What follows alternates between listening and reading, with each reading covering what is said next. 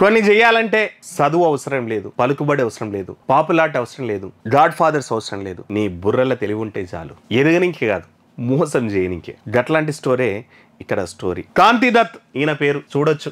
ఈ కాంతిదత్ ఫేస్ చూస్తే ఎంత ఇన్నోసెంట్గా అనిపించిందంటే నాకు ఈ పిల్లోడైనా ఇంత చేసింది అనేటువంటిది. ఒకసారి చూపాలి ఈ కెమెరా. కాంతిదత్ అంట ఈ పిల్లోడు ఎంత స్మార్ట్ ఉన్నాడు చూడండి. అదేదో సీరియల్ హీరోనో లేకపోతే సినిమా హీరోనో. ఇంకోటి పాల పనుల పసిపిల్లోడు, బుగ్గలు కూడా వయసు కనిపిస్తలేదు. కానీ ఈ కాంతిదత్ చేసినటువంటి మోసం కోట్లలో ఉందంట. 25 ఏళ్ల వయసు లేదు, 10వ తరగతి పాస్ కాలేదు. ఓ ఈవెంట్ నిర్వహించి సెలబ్రిటీలను రప్పించాడు, వారితో పరిచయాలు పెంచుకున్నాడు, వారి సాయంతో రాజకీయ సినీ ప్రముఖులతో కలిసి ఫోటోలు తీయడు, వారంతా తన వ్యాపారంలో భాగస్వాములని చెప్పేసి 10 మందిని నమ్మించాడు. ఈయన చేసిన పెట్టుబడి ఏంటంటే, ఈయన ఆలోచనే ఈయన పెట్టుబడి. విశాఖపట్నంలో ఏం చేసిండంటే ఓ ఈవెంట్ నిర్వహించిండు. ఆ ఈవెంట్ కి ఫేస్ 3 సెలబ్రిటీలను పిలిచిండు. ఆ తర్వాత వాళ్ళతోటి ఫోటోలు దిగిండు. ఆ ఫోటోలు పొలిటీషియన్స్ కి ఇంకో 10 మంది సెలబ్రిటీలకు చూపించిండు. వీళ్ళంతా నాకు తెలుసు, వీళ్ళంతా నా క్లోజ్ అని చెప్పేసి మళ్ళీ వీళ్ళతోటి ఫోటోలు దిగిండు. ఈ ఫోటోలన్నీ ఇంకోళ్ళకి చూపించి వీళ్ళంతా నా బిజినెస్ పార్ట్నర్స్ అని నమ్మించిండు.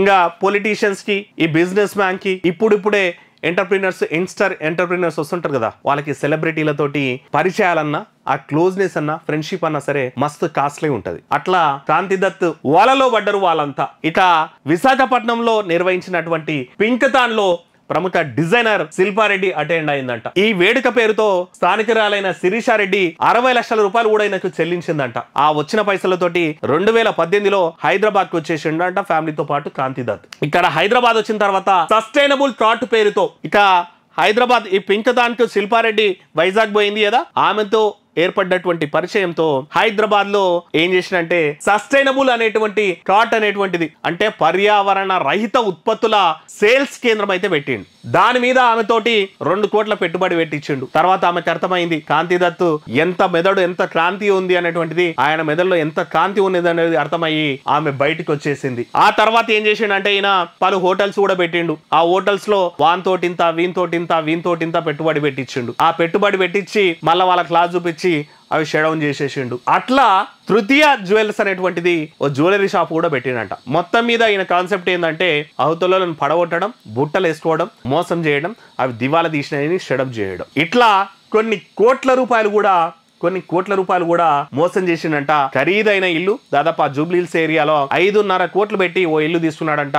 ఆడి car, Benz car, luxurious life, lavish life, page 3 life, celebrity life, దానికి అలవాటు పడ్డాడు. వాళ్ళతోటి పరిచయాలు ఉన్నాయని ఇంకోటితోటి బిజినెస్ లో ఇన్వెస్ట్మెంట్ చేయించడం, దాన్ని షట్ డౌన్ చేయడం, ఆ పైసలు వెనకేసుకోవడం. ఇది మొత్తం మీద మన కాంతిదత్ చేస్తున్నటువంటి దందా. ఆయన మెదడులో ఉన్నటువంటి కాంతితోటి ఈ కాంతిదత్ అనేటైన ఓ దందా తెరదీసిండు. చివరికి అందరినీ నిండా ముంచిండు అన్నటువంటిది వార్త సారాంశం. మిత్రులారా, ఎవరిదైనా ఇన్వెస్ట్ చేస్తున్నప్పుడు ఆయన ప్రొఫైల్ ఏంది, ఆయన బ్యాక్గ్రౌండ్ ఏంది, ఆయన బ్యాక్ హిస్టరీ ఏంది, ఆయన ఎట్లాంటోడు, రేపు మనం ఇన్వెస్ట్ చేస్తే రేపు ఏం జరుగుతుంది, వాళ్ళ లాస్ అయితే మనం ఏమైనా మునుగుతామా, తేల్తామా, మనది వస్తుందా, ఇవన్నీ నమ్మాల్సిన అవసరం ఉంటుంది. క్యాచ్గా, క్రేజీగా రూపాయి పెడితే 2 రూపాయలు ఇన్వెస్ట్మెంట్ మన కళ్ళ ముందర కనిపిస్తుందని చెప్పేసి నిజంగా మేము కష్టపడతాం అనేటోళ్ళకేమో రూపాయి అయ్యేనికి ఆలోచిస్తారు. కానీ ఇట్లాంటి కేటుగాలు, కంత్రియాలు, మోసజాలకు మాత్రం మస్తు పైసలు ఇట్లా వెదజల్లేటోళ్ళు ఉంటారు. కేవలం పొలిటీషియన్స్ తోటి, సెలబ్రిటీలతోటి, లేకపోతే లావిష్ లైఫ్ కనిపిస్తే మాత్రమే మనిషి తోపు అనుకుంటే మాత్రం మోసపోయినట్టే, బుట్టల పడ్డట్టే.